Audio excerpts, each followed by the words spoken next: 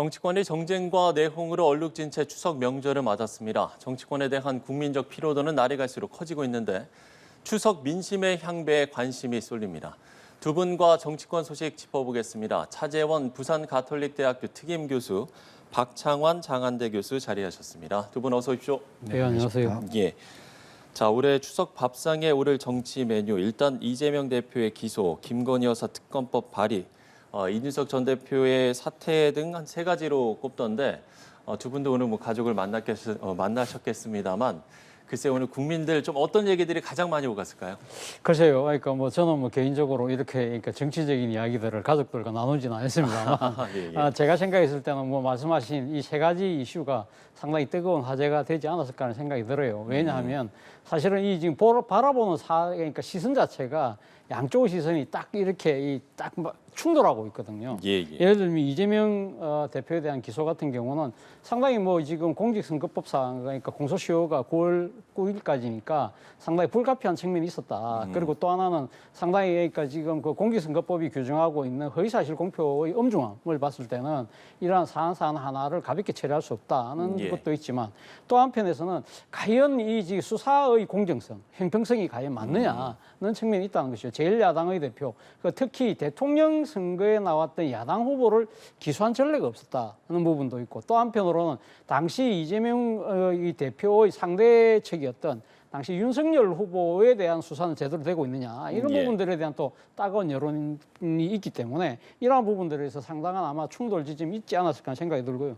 김건희 여사에 대한 특검법도 마찬가지입니다. 어차피 지금 이 법을 발의해서 통과시킨다 하더라도 지금 그러니까 이 공포권을 갖고 있는 대통령이 거부권을 행사할 경우에는 사실상 또 안 되는 법인데 왜 이렇게 무리하게 추진하느냐는 시선도 있지만 그러나 또 김건희 여사를 둘러싼 여러 가지 의혹이 정복되고 있는 측면도 있고 또 하나 앞서 제가 말씀드린 대로 이 지금 그 검찰과 경찰의 수사가 상당히 좀 공정하게 진행되고 있지 못한 만큼 객관적인 수사 주체인 특검을 도입해야 된다는 의견도 있는 것 같아요. 이런 부분들도 있고 마찬가지로 이준석 대표 전 대표를 둘러싼 부분도 마찬가지입니다. 해도 너무한다. 이런 상당한 아마 이준석 전 대표의 그런 좀 지나친 언행에 대한 따가운 질책이 있는 반면에 그래도 공당에서 그러니까 민심과 국민이 선출한 대표를 이런 식으로 축출해서 되느냐. 이 두 개의 이 시선이 또 충돌한다는 것이죠. 결국은 제가 이러한 부분들이 어떤 쪽이 여론의 우위에 있다고 제가 판단을 내릴 수는 없는 것이고요.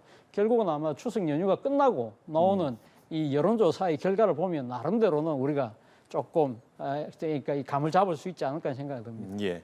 차 교수께서는 뭐 가족들과 정치 얘기를 전혀 안 하신다라고 말씀을 해주셨는데 글쎄 좀 이 이야기를 나누셨어요? 아니면 좀 국민들이 어떤 이야기들을 가장 많이 했을까요? 근데 생각보다 추석밥상에 정치 이야기 올라오는 게 쉬운 일이 아닙니다. 추석밥상에 정치 얘기가 올라오려면은 일단 그 해에 선거가 있어야 돼요. 그러니까 선거를 앞둔 어떤 시기여야지 아무래도 뭐 누가 낫지 않냐, 뭐 또는 이번엔 누구 뽑아야 되는 거 아니냐 이런 얘기가 그렇죠. 올라올 수 있습니다. 자, 선거가 없는 시기 명절에 밥상 위에 정치 이야기가 올라오려면 뭔가 재밌는 이야기, 기대감을 주는 이야기가 있어야지만이 올라올 수 있습니다. 그런데 사실 예년 같으면 대통령 취임하고 얼마 안 된 이후에 추석 민심이기 때문에 정치 이야기가 뭔가 그래도 새로 대통령 바뀌었으니까 좀 낫지 않겠느냐라고 하는 그런 뭐 어르신들의 이야기라든지 또 가족들의 이야기가 있을 법도 한데 올해는 유달리 그런 것 치고는 정치 이야기가 올라오지 않았다, 밥상에. 올라오지 않은 이유는 좀 간단하다고 봅니다. 오래간만에 사회적 거리두기가 없는 그런 명절이다 보니 친척들이 오래간만에 만났어요. 근데 오래간만에 만났는데 좋은 얘기해야 될 거 아닙니까? 근데 얘기하는 거라고는 뭐 물가 얼마나 올랐더라. 또 코로나 누가 걸렸었는데 또 걸렸더라. 근데 거기다가 정치 얘기까지 올리기에는 너무나 정치가 주는 것들이 기대감이나 희망을 주는 게 아니라 대선 끝나고 지방선거 끝난 지 얼마 안 됐는데 답답함만 있거든요. 그러다 보니까 아마 올해 추석밥상에 정치 이야기 올라오기 쉽지 않을 것 같습니다. 예, 알겠습니다. 자, 본격적으로 정치권 이야기를 해볼 텐데 먼저 국민의힘 상황부터 저희가 좀 짚어보죠. 비대위와 보조를 맞출 새 원내 지도부 재구성에 나선 상황입니다. 권성동 원내대표가 물러난 가운데 중진 다수가 도전장을 낼 것으로 알려졌거든요. 어떻게 전망을 하시는지?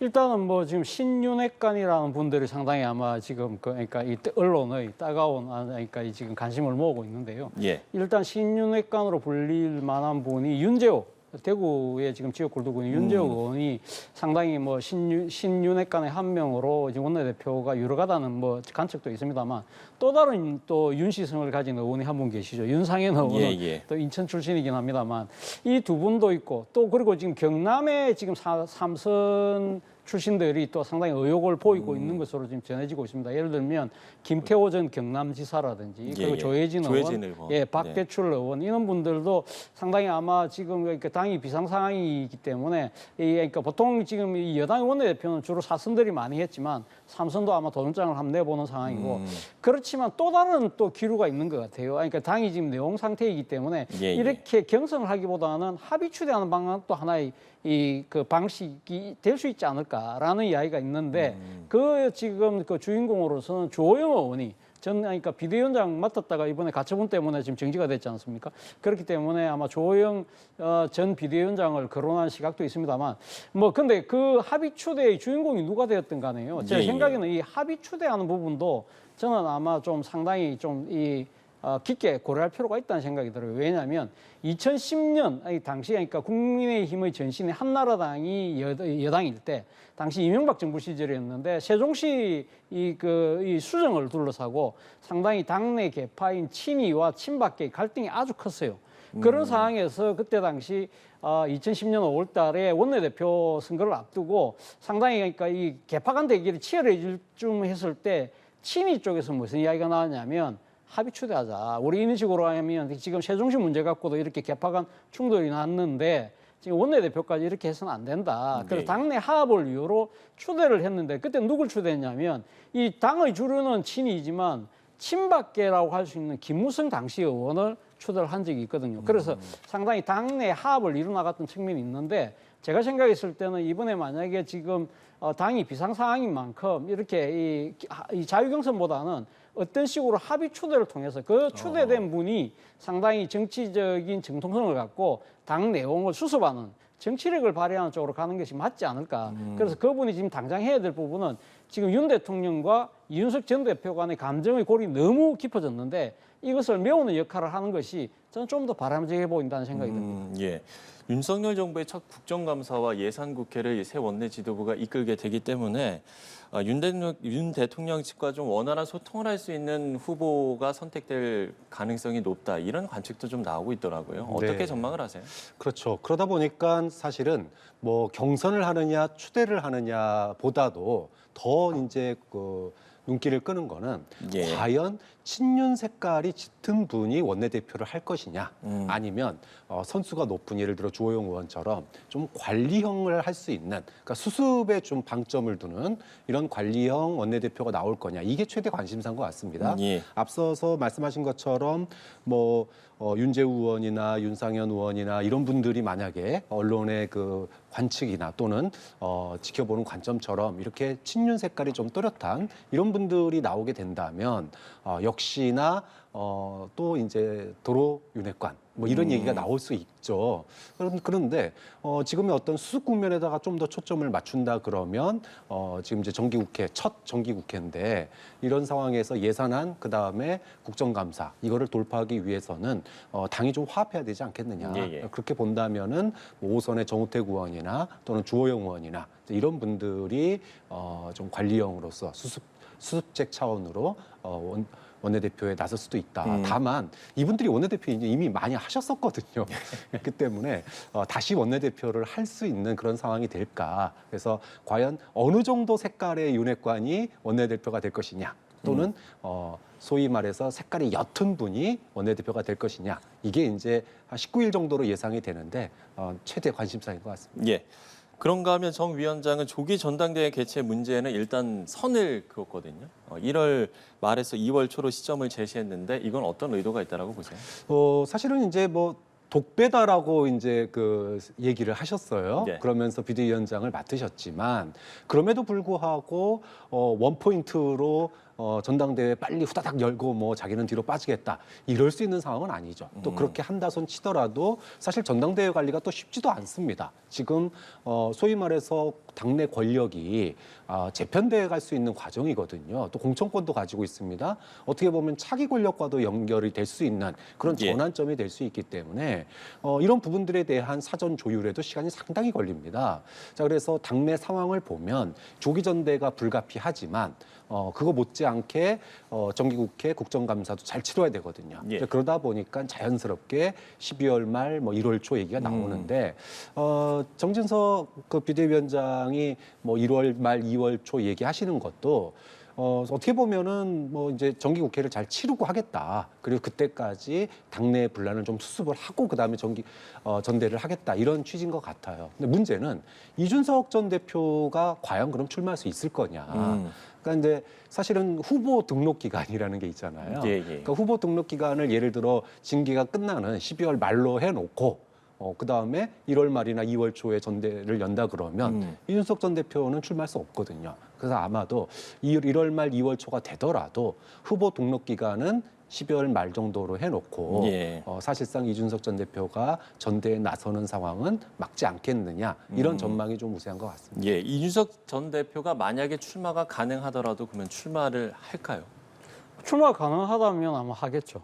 그러니까 문제는 이거 출마를 가능하기 위해서는 넘어야 될 지금 하나의 허들이 2개 정도가 있잖아요. 예. 지금 당장 9월 28일로 예정돼 있는 당 윤리위에서 지금 추가 징계를 논의하겠다고 했기 때문에 지금 지난번에 그러니까 지금 그 당원권 6개월 정지된 부분이 당원 품위 유지 위반이었거든요. 그렇다고 한다면 지금 이 당내의 상당히 비판적인 목소리를 들어본다고 한다면 그때 당시에 그 품위 유지보다도 훨씬 더 많은 품위 유지 위반을 하고 있는 상황이기 때문에 추가 징계가 내려질 가능성이 높다. 그럴 경우에는 아마 지난번이 지금 당원권 6개월 정지였기 때문에 아마 추가 징계라고 하면 좀 더 강한 선의 그 징계가 된다고 한다면 탈당 금고 내지는 제명일 경우인데 그럴 경우는 물론 여기에 대해서도 뭐 이준석 전 대표 입장에서는 가처분 신청을 할 가능성은 높긴 합니다만 어쨌든 그러니까 윤리위를 지금 넘어야 되는 것이고요. 또 하나는 지금 9월 16일로 예정되어 있는 경찰의 지금 이 소환 조사가 있지 않습니까? 물론 지금 경찰 쪽에서 흘러나오는 이야기로는 지금 애초 의혹이었던 성상납 의혹은 공소시효 때문에 그러니까 지금 그러니까 그 부분에 대해서 수사하지 않는다고 하지만 그 관련된 혐의인 무고와 증거인멸 교사에 대해서는 아마 수사를 하고 그 수사의 하나의 밑바탕이 되는 성상납 부분과 관련해서 어떤 여러 가지 정황 증거들을 이야기하면서 상당히 그러니까 기소 의견으로 갈 경우에는 그럴 경우에는 아마 이 지금 상당히 이 당원권을 유지하기 자체가 쉽지 않아 보인다. 예. 그래서 이런 지금 이준석 전 대표와 그리고 또는 당내의 그 스케줄과 그러니까 달리 일종의 그 지금 당 윤리위와 경찰의 조사 이 두 가지가 가장 큰 변수가 되지 않을까라는 생각이 듭니다. 예. 정진석 비대위원장이 이준석 전 대표를 향해서 자신부터 돌아봐라. 그러니까 거울을 좀 들여다보는 시간을 가져라. 수락산에서 힘드니까 팔공산에서 서성이냐. 상당히 좀 강하게 비판을 하고 있거든요. 이 네. 부분은 어떻게 보세요? 뭐 자제를 요청을 했지만 역시나 이준석 전 대표 또다시 가처분 신청을 했습니다. 그렇죠. 그러다 보니까 그렇게 얘기했는데도 말 안 듣냐, 좀 듣지 이러면서 좀 이제 화를 내신 것 같아요. 예, 예. 근데 특히나 이준석 전 대표가 요새 이제 대구 경북 지역에서 주로 활동을 하고 있거든요. 그렇죠. 이게 굉장히 신경 쓰이는 겁니다. 가뜩이나 20%대의 지지율로 지금 여권이 흔들흔들하고 있는 상황인데 본진이라고 할 수 있는 대구 경북 지역에서 소위 말해서 이제 윤핵관 또는 대통령을 비판하는 이런 목소리를 내게 되면 이것이 그 소위 말해서 그것의 영향은 둘째치더라도 굉장히 기분 나쁜 일이 될 수 있거든요. 예. 당을 수습하고 있는 차원에서 본다면 굉장히 진짜 눈 밑에 가시처럼 보일 수밖에 없습니다. 이러다 보니까 정진석 비대위원장의 발언의 수위도 점점 높아지는 거 아니냐 이렇게 뭐 해석을 해야 되겠죠. 예. 결국 돌아올 수 없는 강을 건넜다 이런 또 발언도 했는데 돌아올 예. 수 없는 강을 이준석 전 대표가 걷는 겁니까? 일단 뭐 지금 정진석 비대위원장 입장에서는 본인이 지금 이제 수장으로 맡고 있는 제2차 이제 비대위가 뜨자마자 예. 지금 그러니까 이준석 전 대표 측에서 4차 가처분 신청을 냈잖아요. 그 4차 가처분 신청이 정진석 비대위원장의 지금 직무에 대한 그러니까 정당성 여부를 법원이 평가해달라는 부분이거든요. 예. 그 부분이 지금 계속적으로 이렇게 무한 루프처럼 그러니까 법원으로 계속적으로 가는 상황, 이러한 상황 자체는 아마 정진석 비대위원장뿐만 아니라 국민의힘 내부에서도 상당히 그러니까 법으로 모든 걸 풀려고 하는 그러한 이 자세 자체가 너무 지나치다라는 생각을 하고 있는 것 같아요. 그리고 특히 정진석 비대위원장 입장에는 본인의 지금 일이잖아요. 그러니까 지금 사실은 새로운 상당한 의혹을 갖고 아까 뭐 말씀하신 것처럼 뭐 1월 초까지 지금 지금 비대위를 갖고 가고 그 이후로 전당대회를 하겠다고 할 정도로 상당히 아마 당의 그러니까 수습뿐만 아니라 혁신까지도 생각을 하면서 강한 의지를 갖고 있는데 문제는 지금 추가적으로 계속적으로 진행되는 이 지금 법적인 여러 가지 그러니까 대응 부분에 대해서 이것이 만약에 딱 이 잘못되어서 그러니까 제동이 걸리면 모든 게 다 무산되는 상황이기 때문에 그렇죠. 아마 정진석 비대위원장 입장에서는 이런 법적으로 문제를 풀지 말라는 아마 그러한 뜻으로 이야기를 하고 있는 것 같습니다만 그러나 그 이야기와 함께 제가 생각했을 때는 이 법적으로 푸는 문제가 그럼 어떻게 풀어야 되죠? 그럼 정치적으로 풀려고 하는 그러한 노력을 국민의힘에서도 저는 똑같이 해야 되지 않을까 하는 생각이 듭니다. 예. 국민의힘 상황을 짚어봤고요. 이런 분위기 속에 윤 대통령은 당 내용 상황에 거리를 두는 모습인데 앞서 대통령실의 인적 쇄신도 있었고 태풍 흰남노 대응 등의 민생에 주력하는 모습을 보이고 있습니다. 이런 윤석열 대통령의 행보, 글쎄요 추석을 기점으로 국정 동력을 좀 회복할 수 있을까요? 어떻게 보세요? 뭐 대체적으로 쉽지 않다라는 분위기가 전반적인 것 같아요. 네. 어제인가요? 새로 나온 여론조사에서도 특별하게 이제 반등하는 분위기는 안 보였습니다. 20% 지지율이었던 지지율도 20%고 또 30% 초반으로 나왔던 여론조사의 지지율도 그대로 30% 초반입니다. 그러니까 지금 반등의 여지를 못 찾고 있는데 이 당과의 거리두기가 대통령은 나는 그만큼 민생에 신경 쓰니라 어떤 그 정치하고는 선 긋는다, 당 내용과는 선 긋는다 이런 의지를 보여주는 걸로 느낄 수 있지만 국민들에게는 그게 어떻게 비치냐 하면 대책 없구나. 무대책, 무정치로 읽히고 있습니다. 또 청와대를 갖다 대통령실을 쇄신한다고 뭐 행정관 60여 명을 갖다 교체한다 뭐 그러고 있지만 이게 또 다른 논란을 낳아요. 그러니까 결국 윤핵관 위에 검핵관 있는 거 아니냐 이러면서 검찰 출신들은 무풍지대다 이런 또 비판을 나옵니다. 흰남노 대책 뭐 국민들에게 뭔가 당연히 해야 되는 그런 뭐 대책들인데 이게 뭐 그렇다고 또 특별하게 국민들에게 감동을 주거나 그러진 않았어요. 왜냐하면 지난번 서울에서의 집중호우 때 그런 그것들이 오버랩 되다 보니까 자, 그래서 뭔가 대통령실이나 또 여권에서는 뭔가 추석을 앞두고 30% 또는 40%대로의 지지율 반등을 노렸지만 결국은 뭐 특별한 반등의 계기를 찾지는 못했고 추석 민심에 이재명 전 대표 기소라고 하는 요거 하나 이제 겨우 하나 넣어가지고 지금 이제 어떻게 보면 지지율의 어떤 그 일종의 물타기 요 정도 수준으로 지금 머문 거 아니냐. 그래서 이번 추석 지나고 나서 뭔가 국정의 어떤 동력 회복을 위한 지지율의 어떤 반등 이런 부분들이 생각보다 쉽지는 않은 것 같습니다. 반등이 쉽지 않다. 같은 생각이신가요? 예, 뭐 아무래도 그러니까 저도 그러니까 윤 대통령 입장에서는 추석 연휴를 그러니까 나름대로 이 모멘텀을 삼아서 지지율을 반등시키겠다는 생각을 아마 하고 계실 가능성이 높은데 저는 뭐 그렇게 쉬워 보이지는 않습니다. 사실 그런데 지금 흰남노 태풍 왔을 때부터 지금 윤 대통령이 보여주고 있는 나름대로의 행보 자체는 저는 뭐 나름대로 진정성을 갖고 있다는 생각이 듭니다. 그러니까 지난번 그러니까 태풍 피해를 대비하기 위해서 대통령이 철화를 하고 바로 이튿날 포항을 바로 달려가고 그리고 또 지금 추석 연휴 첫날 또 지금 그 무료 거십센터에서 봉사하고 또 전통시장 찾아보고 뭐 이런 일련의 모습들이 그러니까 지금 상당히 대통령 입장에서는 여러 가지 그러니까 지금 나라가 어려운데도 불구하고 오직 민생, 국가 이익을 위해서 뭐 뛰는 모습으로 비춰지는 건 사실입니다만 그러나 지금 이 정치적인 변수 여러 가지 그러니까 난제들이 너무 많다는 것이죠. 우리가 아까 이야기했던 대로 지금 이재명 그러니까 이 민주당 대표에 대한 그 기소 때문에 상당히 제1야당이 지금 상당한 칼날을 지금 강하게 벼리면서 지금 이 선명성을 지금 강조할 수밖에 없는 상황이고 이것이 결국은 정기국회하고 맞물리기 때문에 상당히 쉽지 않은 상황이다. 그리고 또 지금 하나의 발등의 불이라는 것이 지금 우리가 이야기했던 이준석 전 대표와의 갈등으로 지금 대변되는 이 지금 내용이 지금 해결의 길미를 지금 찾고 있지 못하다는 것이고요. 예. 그리고 또 하나는 지금 이제 여러 가지 외생 변수가 상당히 또 지금 어렵잖아요. 지금 지금 이 삼고 위기라고 할 정도로 고물가, 고환율, 고금리 그런 것 때문에 상당히 지금 국제적인 여러 가지 경제적인 압박이 좀 커지고 있는 상황이기 때문에 여기에 대해서 민생이 상당히 어려운 상황이거든요. 그렇기 때문에 이 모든 것을 봤을 때는 반등은 쉽지 않습니다만 그러나 사실은 대통령이 이런 어려울 시기일수록 오직 민생과 국민과 국가를 위하는 모습을 보이면 또 국민들 입장에서는 대통령 중심으로 약간은 모아주자, 힘을 모아주자는 그러한 심리도 작용할 수 있기 때문에 저는 뭐 대통령 입장에서는 상당히 아마 지금 현재의 스탠스는 좋습니다만 문제는 앞서 이야기했던 대로 당 내용 부분에 있어서 언제까지 불가녀 태도로 일관할 수 있을 것인가 이건 하나의 뭐랄까요 지켜볼 대목이 아닐까 생각이 듭니다. 예. 자, 이재명 대표에 대한 검찰의 기소를 놓고 여야가 정치 탄압이다, 범죄에 대한 수사다. 그야말로 팽팽하게 맞서고 있는 상황입니다. 정기국회에도 강대강 대치로 흐를 가능성이 크다라고 봐야 되겠습니까? 네, 뭐 당연한 수순인 것 같습니다.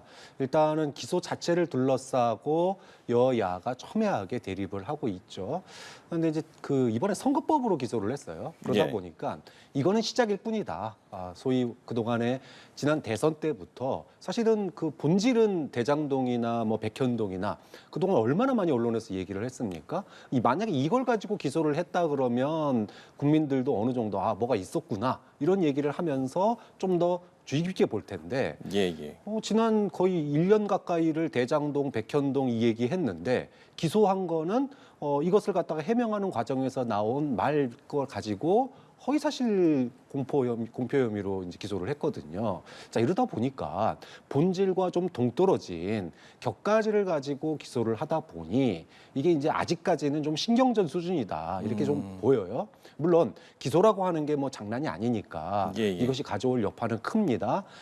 민생 부분에 있어서는 뭐 이번에도 부동산세법 개정했듯이 어느 정도의 협의가 좀 되고 또 야당에서도 어느 정도 협조를 하겠지만 그 외에 다른 부분들 정치적인 부분들, 그다음에 뭔가 좀 철학이 다른 부분들 이런 부분에서는 굉장히 좀 대립각을 세울 거다. 특히나 야당이 맞받아치는 의미로 지금 내놓은 게 김건희 여사 특검법 아니겠습니까? 그렇죠. 대통령에 대한 고발건도 있고요. 이런 부분들이 뭐 본회의라든지 국정감사장 이런 데서 대격돌을 할 가능성이 좀 높다고 봅니다. 예, 여야가 대격돌을 할 것이다. 이렇게 좀 전망을 해주셨는데 만약에 이재명 대표가 100만 원 이상의 벌금형을 받을 경우 민주당 같은 경우에는 상당히 곤란한 상황이 되는 거 아닙니까? 그렇죠. 뭐 그렇지만 민주당 입장에서는 이 부분에 대해서 뭐 당력을 총직결해서 대응을 하기도 쉽지 않아요. 왜냐하면 이제는 기소가 되면 일단 이 지금 검찰 손으로 떠나는 거잖아요. 법원으로 넘어가는 거기 때문에 법원에서는 치열한 법리적인 논쟁이 될 수밖에 없는 것이거든요. 그렇죠. 그거는 뭐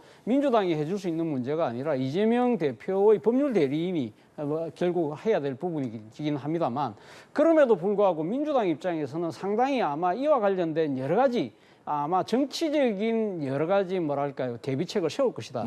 이와 관련해서 주목되는 부분이 최근에 있었던 오석준 대법관에 대한 임명 동의안이 지금 아직 처리가 되고 있지 않거든요. 지금 오석준 대법관에 대한 청문회를 했는데 지금 민주당의 입장에서는 지난번 800원 판결을 비롯한 여러 가지 지금 그러니까 법관으로서 보여준 행위 자체에 문제가 있다. 그리고 또 하나는 윤 대통령하고 상당히 그러니까 이 법대 동문으로서 상당한 친한 관계다. 이런 것 때문에 상당히 지금 대법관 같은 경우는 국회 임명 동의를 받아야 되는 상황이라서 민주당 입장에서는 이 오석준 대법관에 대한 임명 동의안을 어떻게 할 것이냐.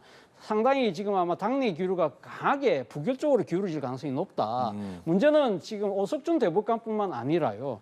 지금 민주당이 지금 그러니까 내후년 4월 총선 이전까지 지금 대법관 임기가 마쳐지는 사람이 18명 중에 이번 오석준 대법관 케이스인 김재영 대법관 포함해서 6명이나 돼요. 그렇기 때문에 아마 지금 이 이재명 대표에 대한 이 건이 3심까지 가서 대법원까지 갈 가능성이 높다고 판단했을 때는 예. 아마 그 민주당 입장에서는 이 향후 대법관들의 임명 동의를 두고 상당한 아마 정치적인 판단을 할 가능성이 상당히 높지 않을까. 이러한 부분들의 상당히 정치적 쟁점이 될 가능성이 크다는 생각이 듭니다. 예. 그런가 하면 김건희 여사의 특검법을 앞서서도 말씀을 해주셨습니다만 민주당 입장에서 이게 맞불을 놓은 상황이잖아요. 이 부분 역시도 좀 동력을 받을 수 있을까요? 지금 법사위부터 좀 통과가 쉽지 않아 보이네요. 그렇죠. 뭐 법사위도 통과가 쉽지 않죠. 왜냐하면은 여당에서 법사위원장을 맡고 있습니다. 그러다 보니까 의사봉 두들기는 것도 쉽지가 않아요. 예. 이거 돌파한다 손 치더라도 대통령이 거부권을 행사할 가능성도 높고요. 그렇죠. 자, 이러다 보니까는 아직까지는 좀 던져놓은 상태. 그러니까 발의라고 하는 거는 예. 일단은 판 위에다가 소위 말해서 나 판돈 이만큼 있어 하고 올려놓은 정도의 수준이라고 봅니다. 예.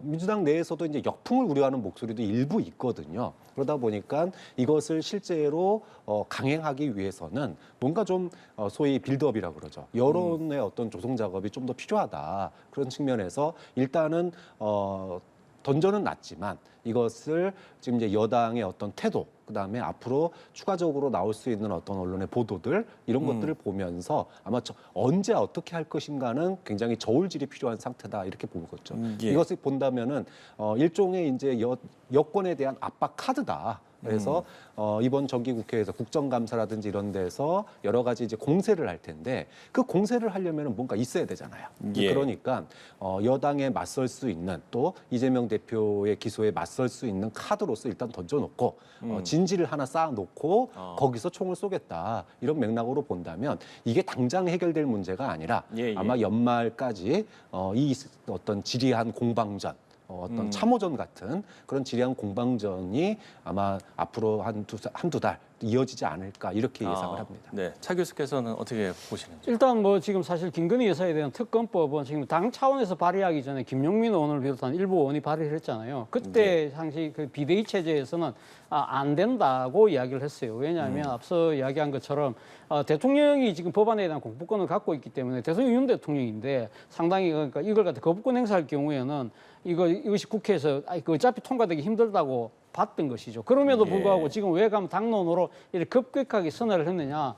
지금 뭐 앞서 이야기한 것처럼 김건희 여사를 둘러싼 여러 가지 지금 의혹들이 정폭되고 있다. 그리고 또 하나는 지금 이재명 대표에 대한 그 지금 검찰의 기소. 이런 부분들이 상당히 지금 문제가 있다고 판단한 것이죠. 그렇기 때문에 지금 추진을 하는 것인데 아마 이런 상황이기 때문에 이 지금 당초 못 먹는 감이 윤 대통령 입장에서는 상당한 당혹감으로 다가올 수밖에 없다. 본인과 관련된 법안에 대한 공포를 만약에 해야 되는 상황이 된다고 한다면 상당히 힘들지 않겠습니까? 정치적으로. 그런 걸 아마 노리는 측면이 분명히 있는 것이죠. 근데 문제는 지금 그 법사위에서 지금 18명 중에서 11명의 동의를 받아야만 패스트트랙에 그러니까 올릴 수가 있는데 그렇죠. 지금 그 캐스팅 보트를 쥐고 있는데 지금 민주당이 10명 의원이고 무소속이 1명이에요. 그 조정원 의원이 지금 지난번 캐스팅 보트인데 본인은 지금 김건희 여사에 대한 특검법 자체를 지금 반대하는 입장을 하고 있기 때문에 아마 이 시작에서 제동이 걸리지 않을까라는 생각도 듭니다만 민주당이 정말 이걸 처리하고 싶어하는 생각이 있다고 한다면 지금 민주당 출신 지금 국회의장이 김진표 의장이잖아요. 김진표 의장이 비교섭 단체의 소속 의원들에 대한 사보 인권을 행사할 수 있거든요. 만약에 그렇게까지 하면서 이 지금 그러니까 친민주당 의원을 데리고 와서 이 11명을 태워서 통과시킨다? 그거는 제가 생각했을 때 민주당의 후폭풍이 너무 클 것이다. 그 정도는 하진 않겠을 가능성이 큽니다만 어쨌든 민주당의 입장에서는 나쁘지 않은 패를 가졌다고 판단할 가능성이 높습니다. 예, 알겠습니다. 자, 민주당의 김건희 여사 특검법 발의 부분까지 저희가 짚어봤습니다. 두 분과 함께했습니다. 차재원 부산가톨릭대 대학교 특임교수, 박창환 장한대 교수와 함께했습니다. 두 분 말씀 고맙습니다.